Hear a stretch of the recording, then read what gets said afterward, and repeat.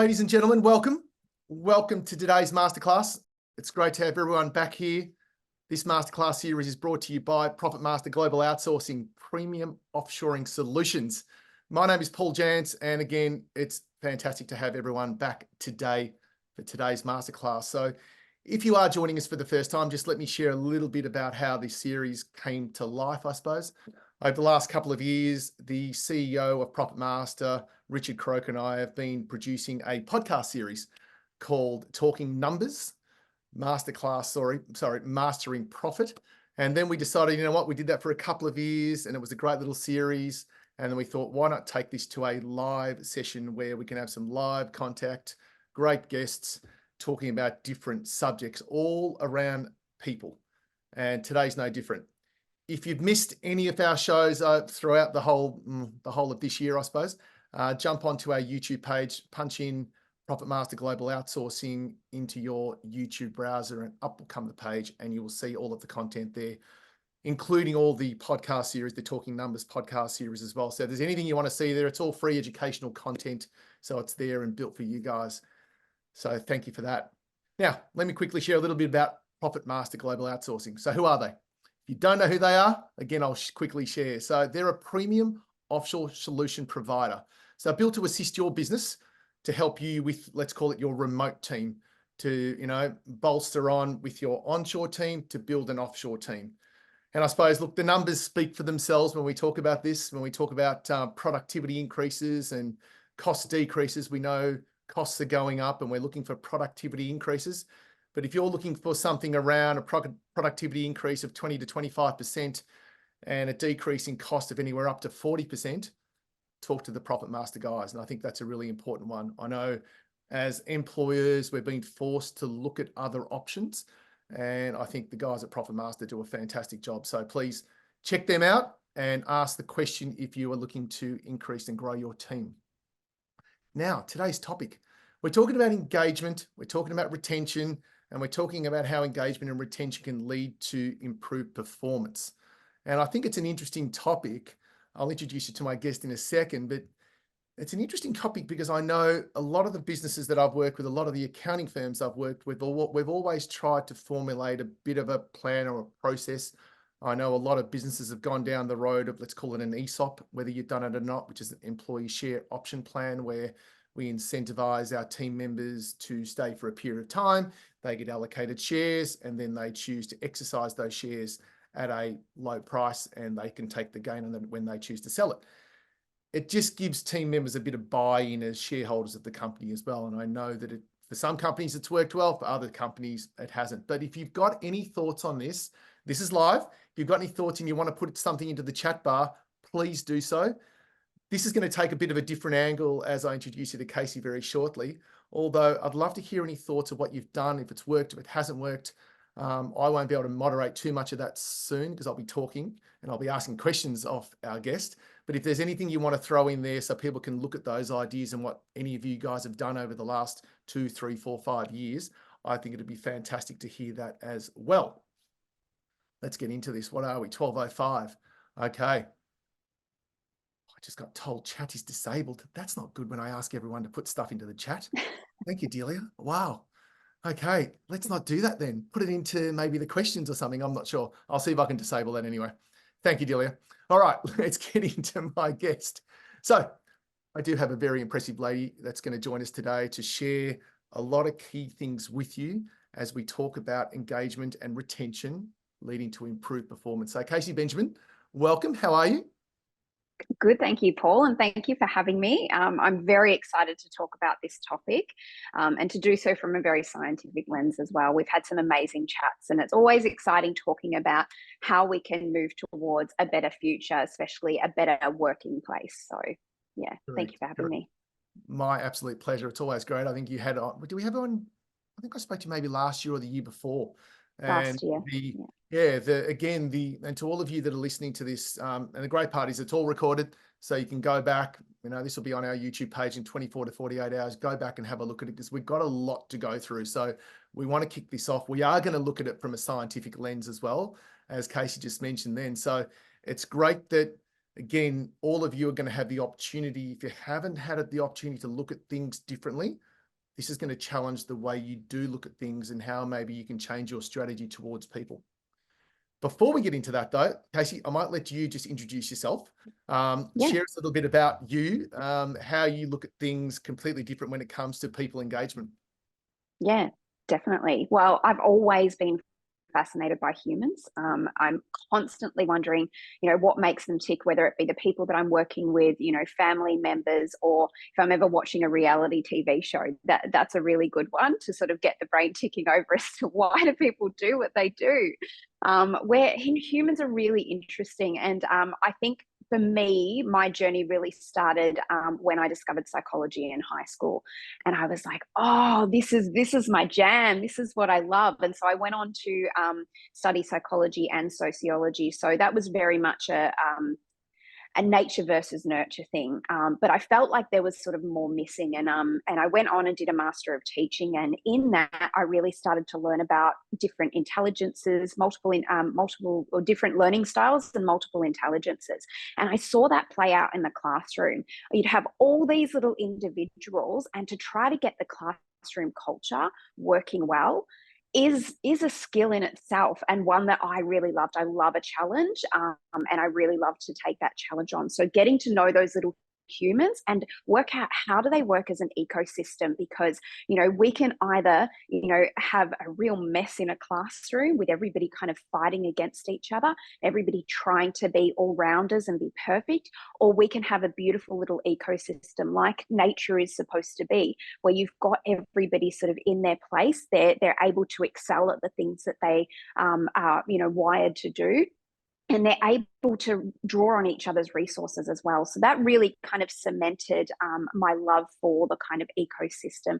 And I find that workplaces really aren't that different to classrooms as well.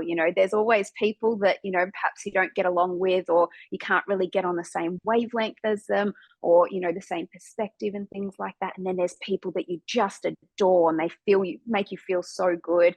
They really get you, and you can, work on things. But trying to get that all working together is a real specialty of mine, and a real passion too.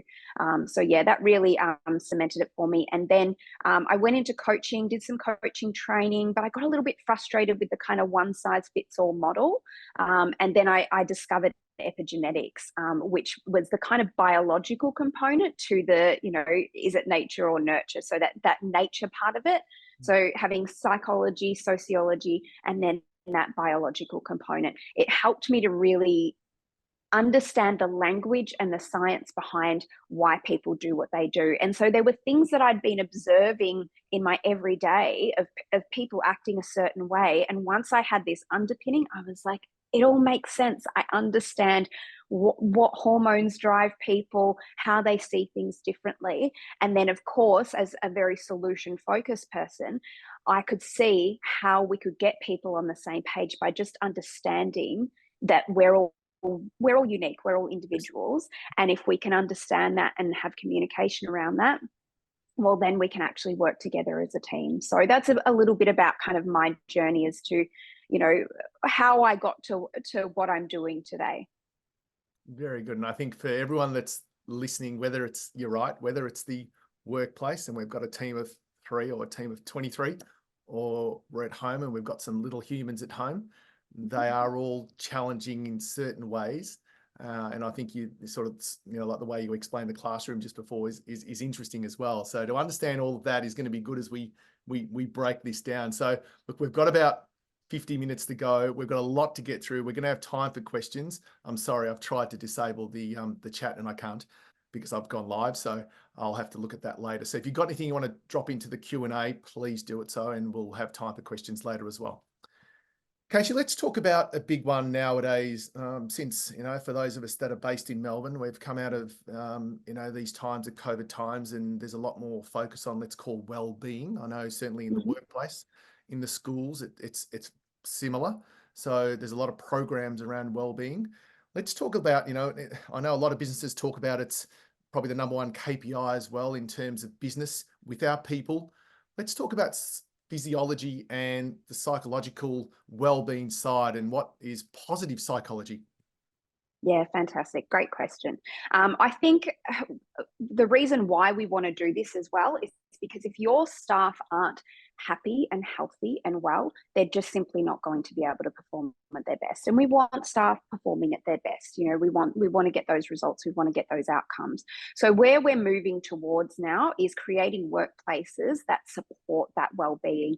And we talk about physiological, so you know, the actual body, and we talk about psychological as well. And there is a difference there, but there can be a lot of overlap as well. So when we're talking about our biological needs, and this is where the epigenetics comes into it. And I'll just explain that as well, because a lot of people haven't heard of epigenetics. So epigenetics is the field of study like on or around our genes. So it's how our genes interact with the environment. And this is where we get a really personalized, individualized approach to looking at how humans thrive. So we all have our genetic code, but the way that those genes express, we actually have a level of control over. So you can be predisposed to a certain number of, conditions, whether it be sort of Alzheimer's or, cardiovascular disease, neural diseases, a whole range of things that, can be really dire, or, just even in terms of how we filter information, the stress that we experience and things like that. But you don't necessarily need to turn those genes on. So we do have a level of control as to, how we show up, how we experience the world. And this is where the physiological well-being really comes into play here, because what we really need to understand, especially in our workplaces, is that every single person is different. There's a lot of information out there at the moment as to, productivity hacks, well-being hacks, and they're all right, but they're not all right for every single individual. So you'll see things like, cold therapy, and you'll hear things like, oh, breakfast is the most important meal of the day, join the 5 a.m. club, and for certain people, that's excellent. For others, it can be extremely detrimental. So when we're talking about that physiological well-being, there is a level of like, okay, well, what state of actual stress are you in? If we imagine that whole, if you're running from a saber-toothed tiger, back in the past when we had to worry about things like that, your body is in a stressed out state, and you're not going to be able to access your prefrontal cortex as well. So we lose those kind of analytical and problem solving techniques and things like that, but we're still essentially having that same feeling of stress of running away from the saber-toothed tiger, when we're in a stressed state. And so if you were, say, running a marathon or something like that, or overtraining even, your body would not feel safe. It wouldn't be functioning optimally. And on the other end of the spectrum, if you're sitting around, having a sedentary lifestyle and you're eating junk food and, smashing the coffees and stuff like that. I love coffee as well as, anybody does, but, there's certain limitations to what our body can handle as well. And so we want to get our body into a physiological state of safety. The key there is that it's different things for different people. So coffee for a body like me is not such a bad thing if I'm feeling well. Coffee for another body, what we call an ectomorphic body in epigenetics, can be an extremely stressful thing. And so it's understanding what are those little things that are going to cause me stress and what's actually going to cause me to thrive. And when workplaces can understand this, they can support their staff to do things that are going to help them to thrive. So it's like, well, do we put this person under the air conditioner? Not if being cold is going to stress their body. They're not going to be productive. That's going to cause them to be running a high energy just to cope with that. And then that's not going into their work, right? Whereas another type of body loves the cold, so pop them under the air conditioner. It's the same with open plan environments. Some people really thrive, our extroverted people will really love being in, a dynamic work environment, but for others that can be incredibly draining. And so you'll get different levels of productivity about that. And so that's when we talk about having flexibility that can be really helpful, but it's not just about the physiological thing. It can, and particularly as well when we look at health and things like that, and I've mentioned food and exercise here. Often people go to, well, how do I get to be healthy? I've got to change my diet and I've got to exercise. There's so much more to it. It's also like the quality of your relationships. It's the physical environment around you. Like I said, with even just temperature, that's kind of the tip of the iceberg. But it can be, I can see you've got so many beautiful plants, even behind you there, PJ, but it's I know that I'm very much impacted by the plants. And I know that's probably a background and stuff, but you're still seeing that as well. But it's about those physical environments. Somebody will love really natural warming colors and things like that, whereas somebody will want it a lot cooler. So understanding these little nuances of us can really help us to learn how we're going to thrive. It's also about relaxation and mindfulness. How does that look for different people? Yoga is a fantastic thing for me, but try to get me to meditate and I'm actually stressed out by it, whereas for somebody else, meditation is wonderful. There's also the aspect of living in our chronobiological rhythm. So we've talked about this before, your early birds versus your night owls, and we'll probably get into that a little bit later, but that's a huge one. And workplaces have so much power in creating flexibility around that, and they can get sort of the best out of their staff by aligning to their unique chronobiological rhythm. And then there's also like how you're using your brain, which parts light up, because everybody's brain lights up in different areas, different to the next person. So if they're in a job, in a position that allows them to access those parts of their brain that energize them and that they're wired to use, they can be getting all sorts of amazing experiences, feelings, energy.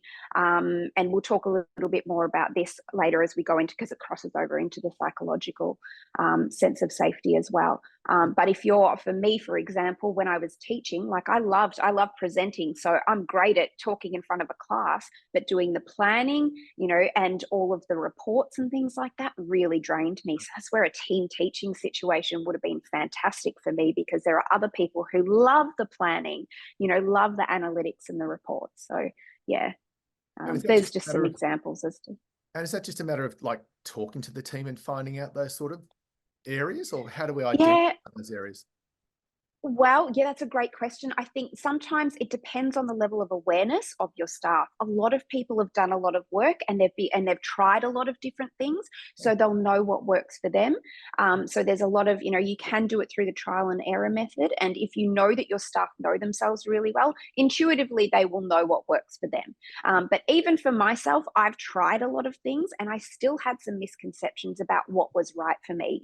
I was trying to eat seaweed all the time because seaweed's a superfood. And then when I did my epigenetics assessment, I realized the reason why I don't really like seaweed is because my body's not really supposed to have it. It's not great for me. Whereas for somebody else, that can be amazing. So, it's one person's elixir is another person's poison, so it's different strokes for different folks. And so understanding, you can go really far into it if you're ready to sort of explore the epigenetic side of it, and then you can get true clarity on what is right for each individual. But I do find that a lot of the time when I'm working with clients, when they do look at their epigenetics assessment, they go, that makes sense because I feel better when I do it that way. Whether it be in terms of, when they're getting up in the morning or the types of tasks that they do, if they hate admin or something like that, a lot of people do, they do have a level of awareness as to what works for them, but we could just do so much more. But,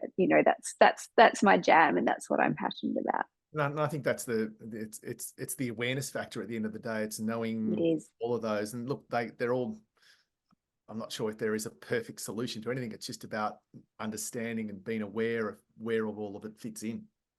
Yeah. And what we can control as well, because we've also got the realities, we've got families, we've got other commitments, we might have commuting and things like that. We might just have simple jobs that need to get done as well. So it's about controlling what we can actually control, the controllables. So yeah. Agree. Control the controllables. It's something I've lived with for quite a while now.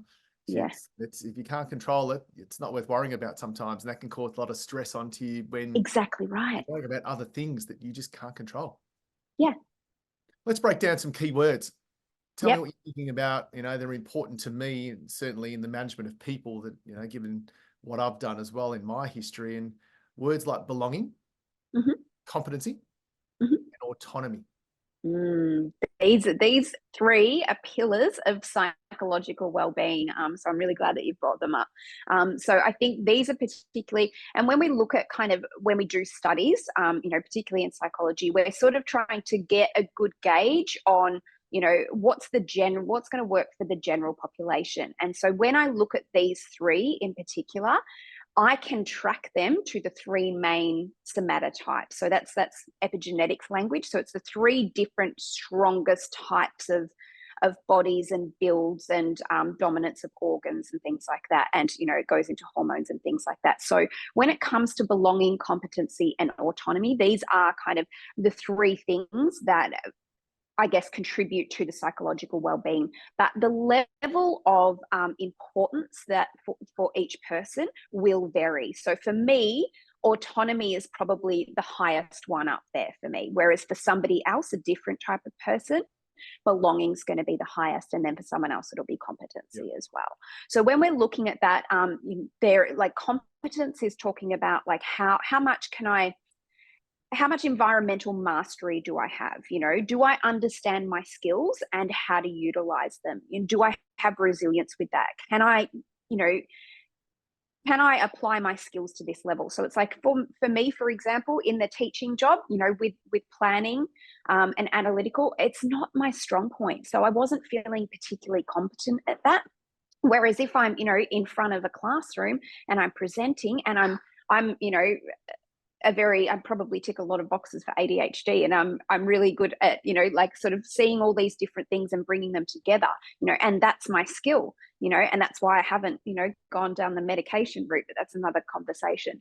But, in terms of the classroom, being able to see all of those different personalities and understand how can I bring them together, that's a real strength of mine. So I had competency in that level of it, and then again with my business, for example, it's understanding what are the things that I do well at, what are the things that I'm wired to do, and then what are the things that really drain me, and that I don't feel confident in, and can I outsource them, or can I find a workaround that's going to support me with that. So that's kind of competence and environmental mastery.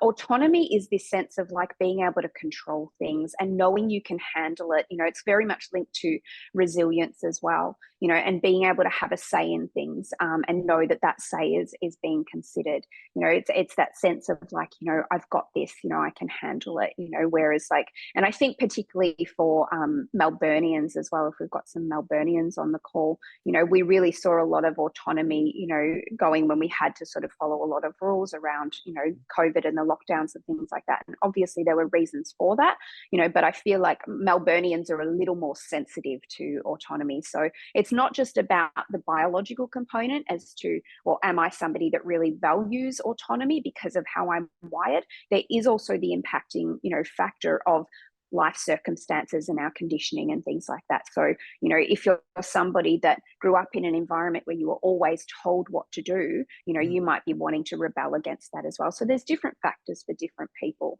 And then purpose is a big one. There's so much in purpose. So it's this sense of like, why am I here? What am I here to do? I know where I'm heading in life. I know where I'm going. I know that I can make a positive contribution, and I have a sense of meaning, and that I can make a difference and that I belong. So there's a lot of different like parts that kind of go into purpose as well. But these are the three things: competency, autonomy, and purpose. Like if we can really nail these things, especially in the workplace, our staff want to stick around. Humans want to thrive. They want to progress. They want to, belong, and they want to, feel like they are useful and productive, and they've got some level of kind of control over their own lives and their workspaces as well. So I'd agree, and I think you sort of mentioned the Melbourneian side before, and I think the other side that it did bring in the ability of, I don't know how long it's been, 2-3 years now, maybe 3 years, where I think that ability to remote work as well. And there's an element of autonomy right there. Absolutely. People want that ability to, 3 days a week from the office or 2 days a week from home, and the ability to, again, we might talk about the AM and PM sort of working situation soon. And that provides you with autonomy to say, well, the best time for me to work is I'm happy to get up at 6 and work till 2, and other people are happy to start at 3 and work till 10.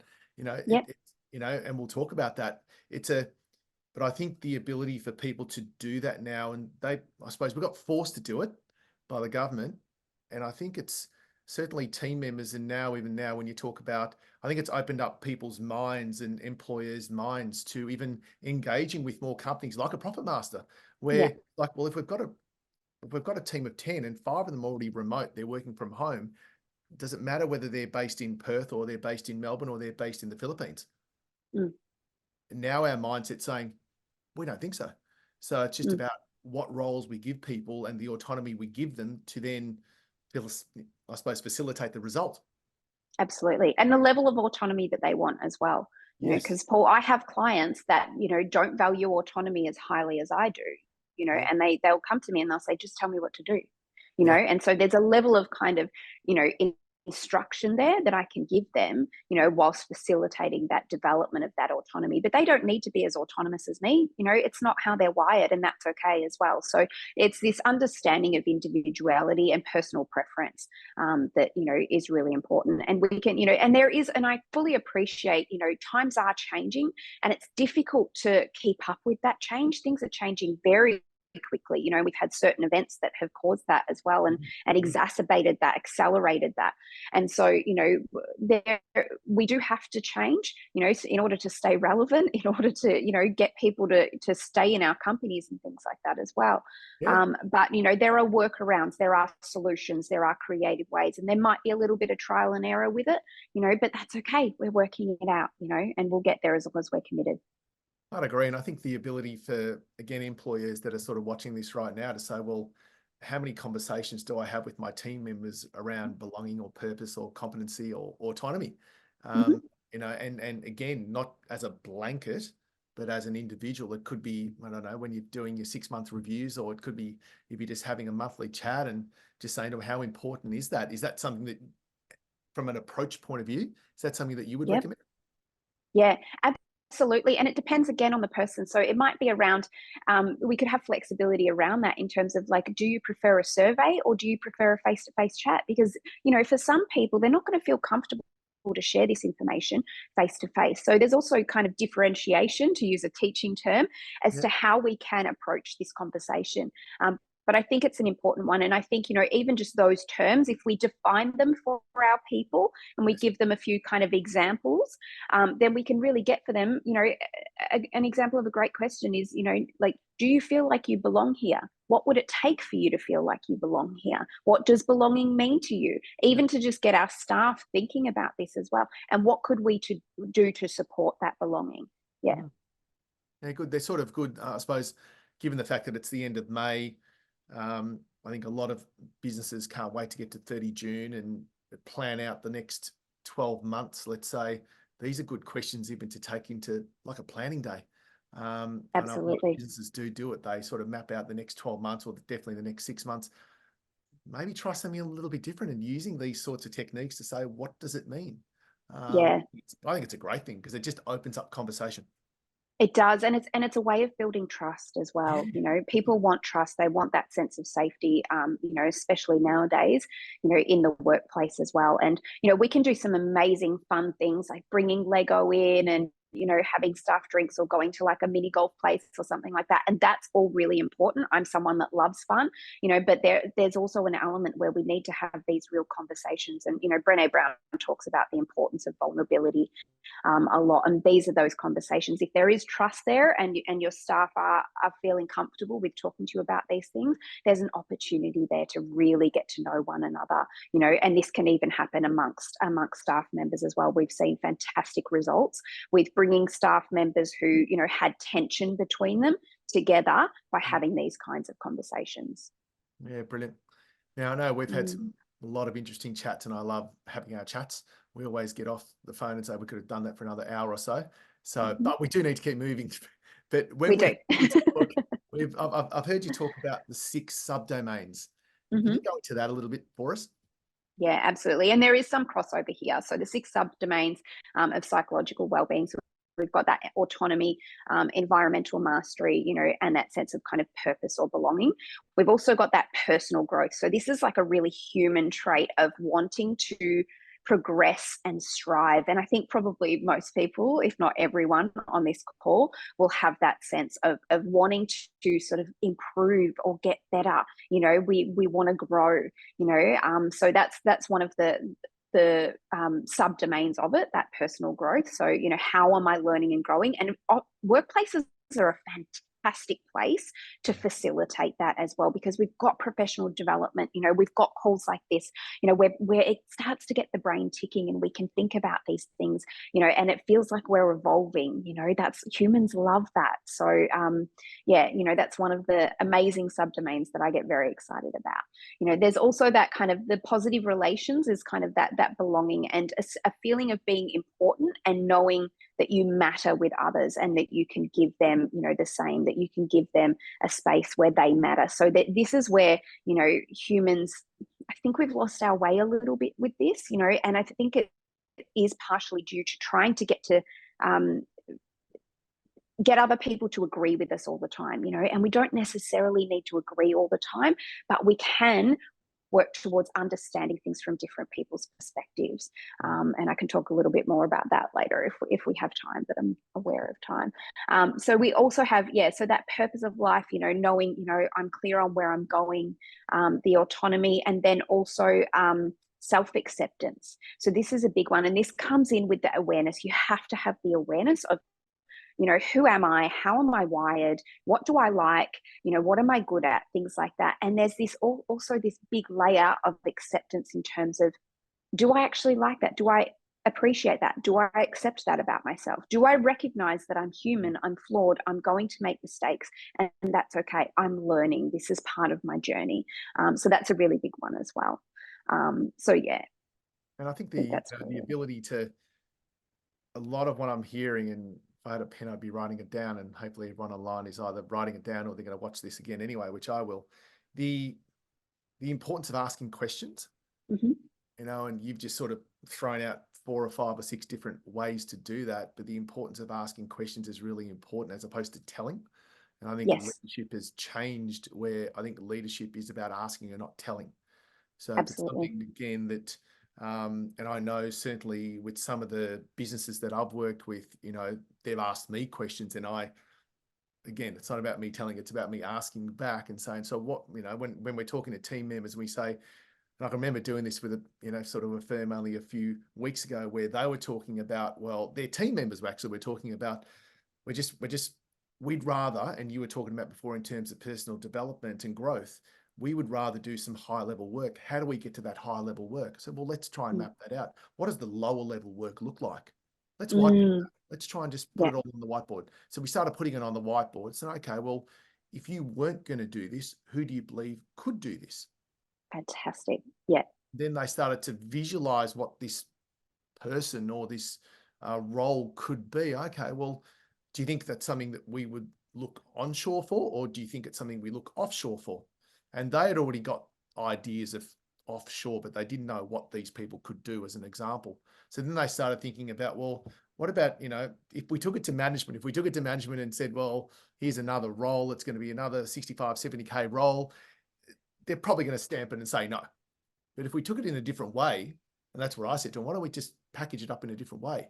Let's take it to them and say, well, if we knew those numbers where we can increase productivity by 20 to 25% and decrease cost by 40%, but you guys are working at a higher level, which means your charge out rate is higher, do you think management would be happy with that? And they said, well, I can't see why they wouldn't.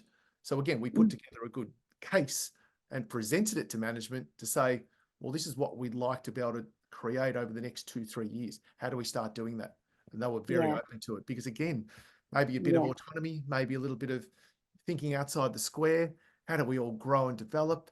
How do we find other people to do the roles that, if we could be doing higher level roles and then charging more for that, and then the lower level roles are at a lower rate, well, it's a win-win-win.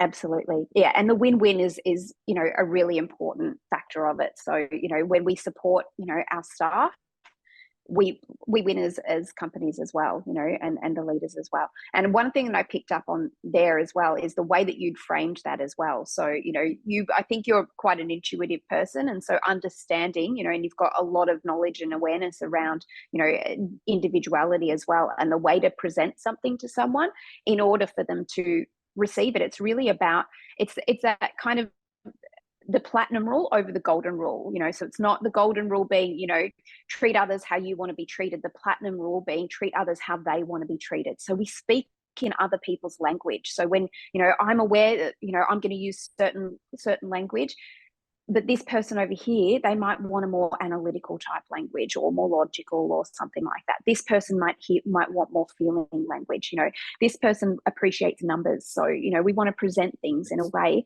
that people can receive them, they can understand them. Otherwise, we're wasting time, right? We're wasting time, we're wasting energy, you know, and we're not getting the result that we want. Yep, 100%. And that's where, by again asking questions of the team members that you're working with is so important, because you're right. I know most are visual, but you're right. Some are analytical, some more auditory. You've just got to work through all the different variations, don't you? Absolutely. Now, I've heard you talk about tribes. Can you expand on that a little bit for me? Absolutely. Yeah. I think this is another way that we need to sort of evolve our thinking around organizations, around businesses, around workplaces. Just like the classroom example that I was giving before, you know, businesses are like little tribes. Everyone has their place, and we need to move on from this idea of trying to all be perfect and trying to all be the same, you know, and trying to be all rounders. You know, even in our schools as well, we see kids, you know, they have to be good at all of the different things. But what if they were allowed to excel in the area that they were really excited about? You know, and that makes sense, because, you know, when we go out into the workforce as adults, and the people that really succeed, they find their thing and they just really hone in on that, you know. And, you know, for someone like me, a multi-passionate person, my thing is sampling a whole bunch of different things and melding it together. That's my thing, you know. So I'm not going to, you know, just, you know, settle on psychology and just go ham on that. Like, you know, we all have our individual things. So it's understanding our each kind of place. And this is, you know, this is how humans, for the most part, for the majority of our existence, we have been in tribes, and we've gone, okay, that person is fantastic at entertaining. They're the ones that are going to do the celebration part of it. This person's the visionary and the leader, you know, and they're the ones that are going to sort of drive us forward. This is the one that's fantastic at being risk averse and to make sure that, you know, we don't all walk ourselves off a cliff. You know, this person's, so we've all got our different little bits, and that happens in organizations as well. So, you know, often we make the mistake of thinking that someone's wrong because they're not like us. But if we look instead to, well, you know, what is right about them? You know, what is the value that they can bring, you know, to my life or to this organization, you know, and then we put people kind of in the right spots there. And I think the next level that I really want our workplaces to get to is understanding synergy. So it's that where the whole is greater than the sum of its parts. So when we've got everybody sort of working, you know, at their optimal level, doing what they're wired to do, we've got everybody contributing to a shared goal as well. And that shared goal is really important. That's where things like vision statements and mission statements come into play as well. But it is also that difference between cooperation and collaboration. So, you know, cooperation can be, you know, okay, well, you know, I'll do this, I'll take care of this bit and you take care of that bit. But Yes. Collaboration is really having those bigger discussions like you were talking about before, you know, where you get a bunch of people and you go, okay, well, what's not working, you know, what can we do differently and how can we all contribute to this, you know? And this is where I think if we're in the right direction and we keep, you know, evolving our thinking, this is where we can get to in the workplace. And, you know, we have a real opportunity to revolutionize it for the win-win for everybody. I agree. And my brain just went into, it's funny that you mentioned ADHD before, and no doubt I've had plenty of people tell me that I am on the edge, and I use that as a positive. So, but it's funny how so many people, and I think this is a great thing, it's been making me think about a new strategy in terms of when we're looking to engage new people, even to join our teams, you know, the questions that we could be asking, we tend to maybe ask them maybe some technical questions around the role that we're looking to employ them for. But going back to our conversation before, even just looking at how would they work in the environment if there was an office of, I don't know, 10 people and they're all together? Is that something that they would feel comfortable with, or are they the type of person that wants to work by themselves? Are Yeah. they a person that would be that thrives in autonomy, and then can actually, again, we can start asking different questions in our interview process, I feel, because sometimes you work out that 3 months or 6 months after they've already been with you, and we should have been better back this stage. So I Yeah. think Yeah. there's some questions there that we can get better as employers to ask better questions.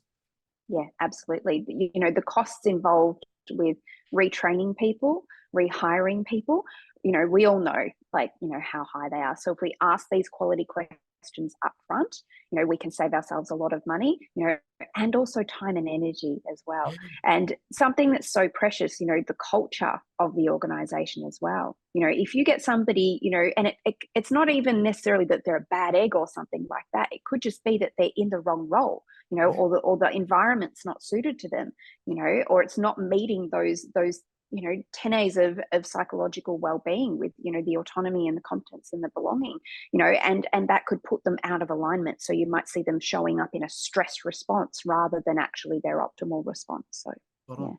Spot on. yeah. Now, we spoke about before in terms of working in the office, out of the office. I know there's a lot of businesses, well, you've only got to go into the city to work out that not everybody is back. And I think a lot of employers that you talk to, their people are looking for that flexibility. Let's Mm. talk about the positives and negatives of working in or out of the office. Yep, yep. And this again, it's completely individual. So, I'm somebody that thrives in chaos and a dynamic environment, so an open plan learning environment with lots of noise is going to really energize me. For somebody else, that is going to be extremely stressful. So we need to have that level of understanding. Do we have introverts or extroverts? And that's just kind of the tip of the iceberg as well. We've also got to understand, how does this fit with the rest of their life as well? Because people might be getting a sense of belonging, in their families, in their communities, that is satisfying a particular need that perhaps work isn't meeting, and we want people to be well-rounded individuals in terms of having a balanced life and having other things. Some people do focus on work more, and that's okay, but we want to make sure that they're filled up in other areas so that when they come to work, they're able to focus and they're able to give it their all. So, if we're talking about, the, say, for example, commuting, like, and how much they have to commute, if we're forcing them to come back into the workplace, is that taking them away from other areas of their life that could actually be fulfilling them and, filling their cup up so that they can come to work with a full cup as well? I know this for myself. When I spend time, social is a really big factor for me. So when I spend time chatting with people, it actually makes me more productive when I go back to my work. And, I used to feel really guilty about, oh, I'm having, I should be getting down to business. I should be doing things. I've got such a big to-do list. But I know now that that actually is something that energizes me. So I'll allow myself to have a little chat, in the morning at the gym or whatever, I'll make sure that I'm making time to see my friends. And having that balance allows me to actually get a heap of work done when I sit down to do it. I'm more productive. There is also the negatives as well of, like, not being able to kind of have control over the staff, and to know what they're doing, which for somebody that, has a high need for control, that can be really stressful as well. So there's different sort of measurements that we can kind of put in place with regards to that. But there is also, an element that we need to trust our staff too, and that's very personal to the organization and the individuals as well. We know that when we do have people in the workplace, there can be an ease of communication. We can get ideas, transferred across a bit easier, and so it can save us time in that regard, but also we can have people communicating a lot, so it's really, for each thing, it's really a spectrum, and it is really individualized. But I think the real key is to understand your staff, understand what are the things that stress them out, and that take their energy away so that they can't be as productive, and what are the things that energize them. So any tips for employers that are watching this right now? Any tips for how they maybe go about that? I think first and foremost, it's really important to establish trust if it's not already there, you know. So I think leading with the intention, if anybody's going to have these conversations or put an employee engagement survey out and things like that, I think leading with a positive intention can be helpful. And that intention needs to be honest as well, you know. So I think the decision needs to be made to support staff, so that, you know, it is a win-win situation. So so expressing that, you know, there is a desire to support staff and to get to know them on a personal level and what works with them, so that they can, you know, be optimized in the workplace as well. So I think there can even be a bit of a mission statement around, you know, what kind of organization you want this to be for your staff, you know. And I think that's an important thing for, you know, business owners to be considering as well. You know, if you could create an ideal workplace, like, how would you like that to be for your staff? You know, how would you like them to show up? You know, and what could you do to facilitate that as well? We talked about this before as well, the importance of asking questions. You know, curiosity is a very underutilized tool, and one that I think we could really harness a lot more. You know, so it's, you know, a lot of us like to say, you know, oh, I'm not judgmental. I'm a judgmental person, but I don't stick with that judgment. I'd move on to curiosity. So I recognize the judgment, I'm aware of it, and then I go, well, why might they be doing that? What's behind that behavior? You know, what is driving that?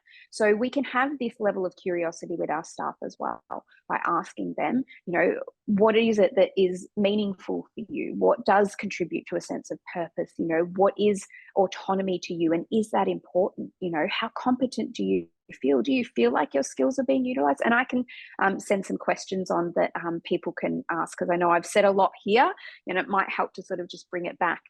So you can send that out, PJ. But yeah, I think curiosity is a big factor. And I think another one that's really important is reciprocity. And I think people forget this as well. So when someone is sharing something, acknowledging what they're saying, making sure that they know that you've heard them, you know, because sometimes, and, you know, this is a very natural thing for people, sometimes we can get stuck in our own head and we're thinking about, you know, okay, well, how can I support that? Or, you know, what does that mean for this part of my business or whatever? And we've forgotten to actually acknowledge what that person has said. So we can repeat what someone's saying, like, okay, so I hear, you know, oh, you want a bit more flexibility around your work, so you'd like a bit of a later start time, is that right? Yeah. And tell me a bit more about that, so we can infuse that curiosity, but also reflect what they've said to you, so that it's that receptivity. Let it land, you know. And sometimes we can be really quick to think about, oh, well, what if, well, what's that going to mean? If we can just pause for a moment and just let that land and let that person know that we've heard them, and we can get to the what ifs down the track, that can be really helpful, you know. And then, you know, what I said as well about understanding that not everybody is going to be comfortable having a direct conversation. So even just starting with the question, you know, would you like to have a face-to-face conversation, or would you prefer an employee engagement survey? And perhaps there can, you know, be both options there, because, you know, people are going to be different. But yeah, the big factor there is the trust, because people aren't going to open up if there's not that trust. So we need to kind of establish that. Agree. And look, you sort of raised it before, so I'll go back, and I know we've got a few more questions to get through, but flexibility. Okay. And we spoke a little bit about this before in terms of, are we in a situation where, you know, a lot of employers still say, yeah, well, you know, the employment contract says 9 to 5, or actually are we taking into consideration where or what might be the best individuals' working times? You know, I know personally I can get up at 6 o'clock and do 5 hours work in the first 2 hours of the day, because that's my premium time, let's say. And you know, as I get to 2:30, 3 o'clock, 3:30, that's my lower time, and I'm not as productive. But is this where we should be again asking and providing some greater flexibility? Yeah, good question. I think it depends on the result that you want. It depends on the outcome. If you want productive, engaged staff that want to stick around, then flexibility is the key here, you know. And I think one of the things that's important, you know, from my perspective to share as well, from the experience that I've had working with clients, the biggest game changer for people that will improve their physiological, their psychological well-being, and also their levels of satisfaction, fulfillment, their energy, and their ability to kind of mitigate any, long-lasting illnesses and diseases and things like that, is chronobiological rhythm. And so that's understanding, the tip of the iceberg with that is, are you an early bird or a night owl? But there's so much more to that. And some of the things that I help my clients with is understanding, when is the best time for you to have meetings? When is the best time for you to plan? When is the best time for you to get your productive work done? And people tend to know this intuitively as well. But there are some things that I can see that people really believe that they are being productive, but they've actually set off a whole bunch of stress hormones, and that's why they feel productive. So our brains can trick us with the hormones that they put out. Yes. And so having this level of understanding, if I could just get everyone in the world to understand one thing, it would be chronobiological rhythms, because I think that would advance us so strongly. And that really ties to, well, should we be having a 9 to 5? And my personal view, based on the study that I've done, is no, it needs to be flexible. We need to allow the early birds to do their work when they want to get it done. If we want them to be doing it at the high quality, if we want them to be productive, and if we want them to be fulfilled in other areas of their life, so that they know they have that freedom and flexibility, and they want to stick around as well. And we need to be the same with the night owls, who want to sleep in a little bit later, and maybe they want to take their laptop home and do a bit of work at home at night. They'll get their work done then. So yeah, I think it's time to evolve from that. And I understand that can be a hard thing. We've done things a certain way for a very long time, and it can be hard to change. I fully appreciate that.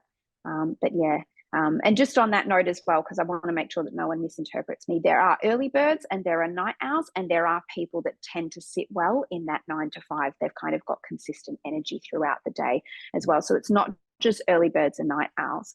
So yeah, we need to understand that, and this is also back to the tribal aspect. Yeah. It's a survival mechanism. If we all fell asleep at the same time, we wouldn't be existing as humans today. It is an evolutionary thing. And so we just need to appreciate that about ourselves. And I think once we do, we're going to see those results in the workplace, and also in ourselves as well, in terms of our physical and psychological well-being.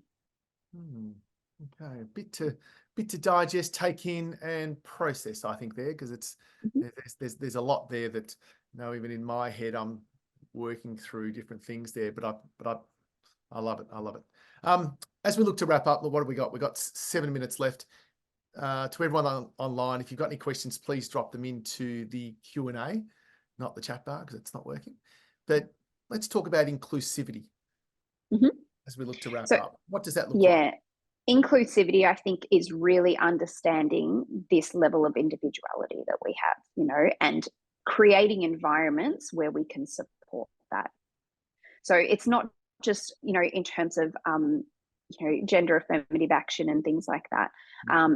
There's so much more to it. And I think we can kind of even go one level higher and understand individuality from a biological aspect, and in terms of like creating harmonious environments and getting people to work. This is where we can create this language, where we understand where people are coming from. It's what we call in psychology theory of mind. So like being able to put yourself in someone else's shoes. So understand things from their perspective. And I think that's really where we can get inclusivity to that other level. As I talked before, about that, the golden rule versus the platinum one, treating others how they want to be treated, and there's a lot of education that we need, and it's okay that we're not there yet. This is all part of the process. Exactly. But I think, it's really through treating businesses like tribes and allowing people to really collaborate and to be themselves at work, to provide environments where people feel like they can actually be themselves and they can thrive and they can show up as their unique individual selves. That's where we're going to see retention go right through the roof, as well as productivity. Love it. Now, before we go to questions, I've got one more for you. I want to talk about, it's always a really interesting one, and you've sort of mentioned a couple of times with regards to stress. What's the practical techniques that you can share with, let's say, managing stress and preventing burnout. You know, I know a lot of Yeah. people are still working long hours to hit certain productivity levels that's expected of them. Yeah. Do you have any techniques you can share? I could go on for an hour about different techniques, honestly. But what I will say, the number one thing, breathe. We forget to breathe. And often when we're stressed out, we're doing shallow breathing up here, and there are different breathing techniques that work better for different types of bodies, but I don't have enough time to go into that. So, there can be belly breathing or alternate nostril breathing or box breathing, and they all suit different types. But I think, even just the belly breathing, even if it's just for 5 minutes or it's before a meeting or it's, every time you touch, a door handle or something like that, there are certain little reminders, or even if you want to put a post-it note, on your computer or, the wallpaper of your phone or something like that, a little reminder or something just to breathe, because we forget that. And I think the breathing puts us into a state of physiological safety. So it's a really important one and a simple one. And, if people want to Google, those different breathing techniques, they can do so. There's plenty on YouTube around it. So I think that's one easy takeaway that can actually make a huge difference. Yeah, I don't disagree. I've done a bit of work with breath work as such, and I don't know if anyone else is. I subscribe to Mind Valley, so they provide a lot of different areas for growth techniques, a lot of different breath work, a lot of like you mentioned meditation before. I can do a guided meditation, but I can't do a unguided meditation for the best. My brain is all over the place. We won't see PJ going to a silent retreat anytime soon, probably. I won't be there either. You and I talk too much. I don't know how we go there. But but it is always, I love challenging myself on that as well. And I think most leaders that are in management leadership positions, we want to get better. We want to find new techniques to, whether it's for managing stress or preventing burnout, talking to our team members. And you're right, you sort of mentioned before, there is a lot out there, but this is also what this is about. These sort of masterclasses are great because they bring in different elements for you to think about. Then you can go and do your research, but then you've got to find the time to do that research as well. So I think my only tip to leaders that seem like that they are the stressful one, and yes, you can do some great breathing work, is just block out time in your calendar. It could be an hour, could then move to 2 hours, could be half a day. I only do 4 days a week, so I don't work a Friday. So I know that is my time to work on me. That is my time to work on the business. And I love that. It just gives me the ability to stop and breathe and just think about things, which it's a busy, there's a lot of pressure in different areas on everybody. So we need that. But sometimes we go, oh no, I don't have time to do that. Well, actually you do. Yeah. Well, it's the time now that you take, or it's the time later on that your body's going to force you to take. So, either way, you're making a choice. So that's exactly right. It's exactly right. Let me just check some questions before we look to, there is a question. Domingos Mac, how are you, my friend? Good to have you here. Can I ask your guest, how does it differ from HBDI? HBDI. HBDI. I'd need that acronym to be broken down. Yes.